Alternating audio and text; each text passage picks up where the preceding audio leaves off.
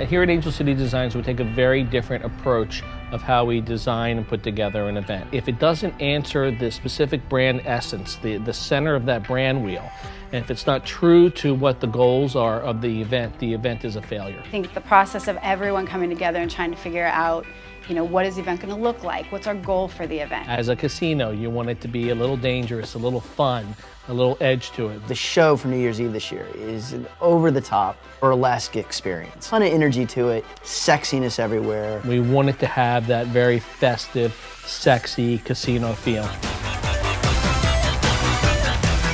We had a couple of the dancers here today to actually look at the costumes, see a little preview.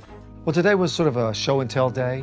Make sure that my direct client is happy, and we want to know today if there are things that they love or things that they have questions about. Once we spend the money, once it's already done, it's too late to go back.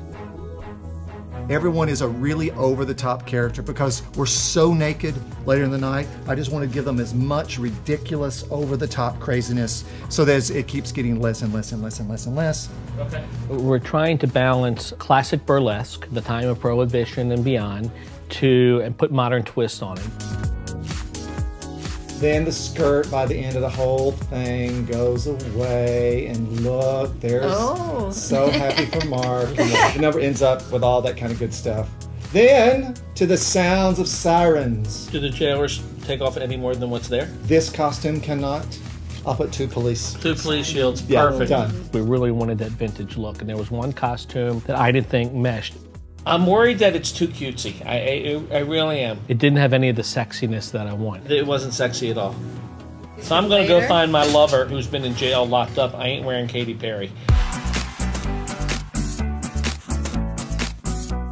Do I have any girls without a brassiere, just with pasties in any production number? Yes. Okay.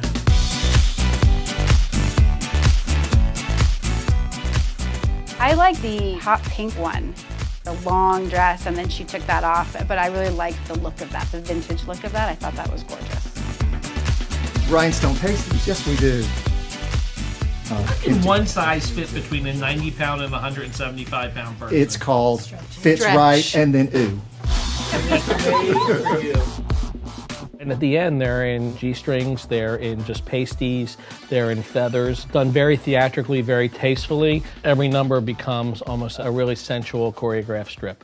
That's the look. I mean, they'll go nuts.